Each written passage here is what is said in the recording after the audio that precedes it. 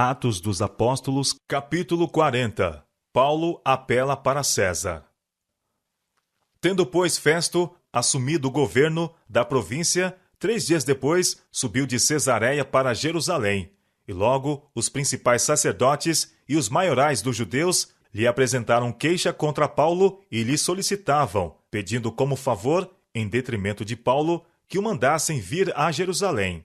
Atos capítulo 25, versos 1 a 3.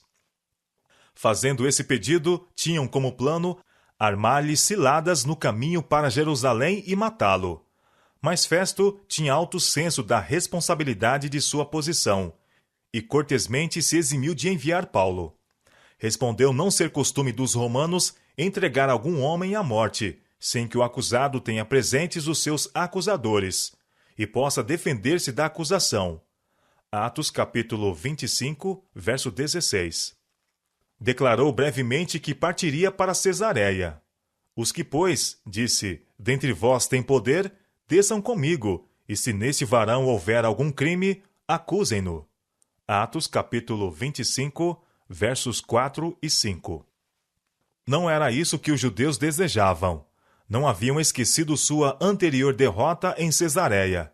Em contraste com a calma atitude do apóstolo e seus irretorquíveis argumentos, a própria malignidade do espírito deles e suas descabidas acusações apareceriam da pior maneira possível. De novo insistiram para que Paulo fosse enviado a Jerusalém para ser julgado, mas Festo manteve firmemente seu propósito de proporcionar a Paulo um julgamento justo em Cesareia. Deus, em sua providência, controlou a decisão de Festo, para que a vida do apóstolo fosse poupada. Havendo falhado seus propósitos, os líderes judeus imediatamente se prepararam para testemunhar contra Paulo perante o tribunal do procurador. Havendo retornado a Cesareia, depois de poucos dias de permanência em Jerusalém, Festo, no dia seguinte, assentando-se no tribunal, mandou que trouxessem Paulo. Os judeus que haviam descido de Jerusalém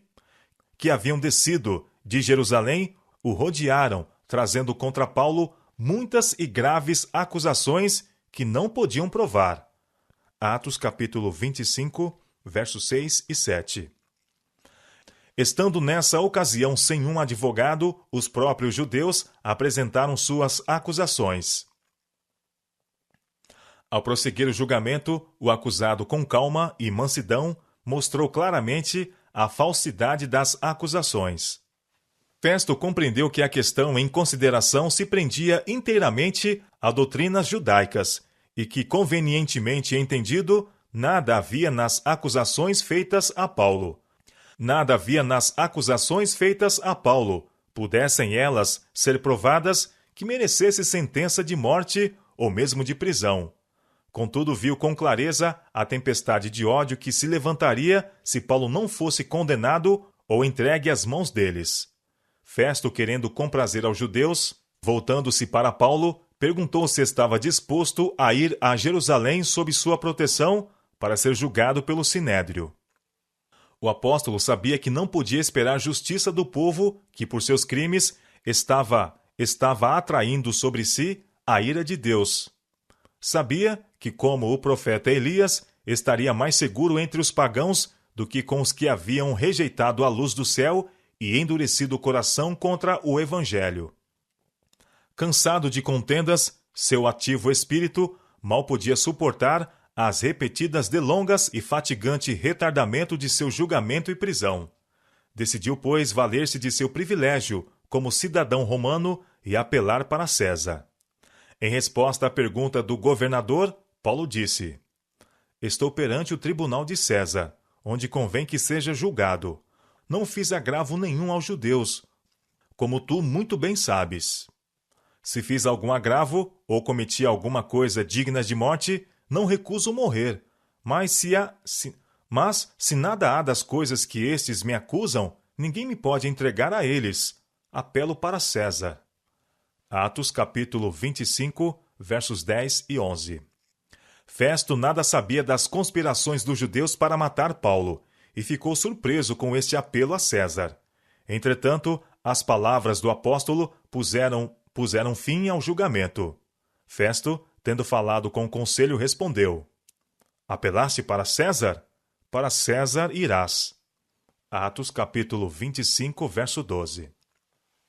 Assim foi que uma vez mais, por causa do ódio nascido do fanatismo e da justiça própria, um servo de Deus voltava-se para os pagãos em busca de proteção.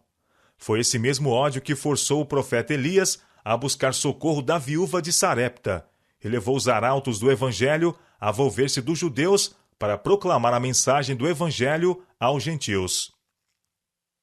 E este ódio, o povo de Deus que vive neste século terá ainda que enfrentar. Entre muitos dos professos seguidores de Cristo, existe o mesmo orgulho, formalismo e egoísmo, o mesmo espírito de opressão que ocupou tão grande lugar no coração dos judeus. No futuro, homens que declaram ser representantes de Cristo tomarão atitude idêntica à dos sacerdotes e príncipes no seu trato com Cristo e os apóstolos. Na grande crise, porque deverão em breve passar, os fiéis servos de Deus encontrarão a mesma dureza de coração, a mesma determinação cruel, o mesmo ódio inflexível. Todo o que nesse dia mau se dispuser a servir a Deus com destemor, segundo os ditames de sua consciência, necessitará de coragem, firmeza e do conhecimento de Deus e sua palavra, pois os que forem fiéis a Deus serão perseguidos, seus motivos impugnados, desvirtuados seus melhores esforços e seus nomes repudiados como um mal. Satanás trabalhará com todo o seu poder enganador para influenciar o coração e obscurecer o entendimento, a fim de que o mal pareça bem e o bem mal. Quanto mais forte e mais pura a fé do povo de Deus, mais firme será a sua determinação de obedecer-lhe. Tanto mais ferozmente procurará Satanás instigar contra eles a ira daqueles que, embora se declarando justos, tripudiam sobre a lei de Deus. Requererá a mais firme confiança, o mais heróico propósito, reter firme a fé que uma vez foi entregue aos santos. Deus deseja que seu povo se prepare para a crise prestes a vir. Preparados ou não, todos terão de enfrentá-la, e somente os que têm levado a vida em conformidade com a norma divina permanecerão firmes naquele tempo de prova.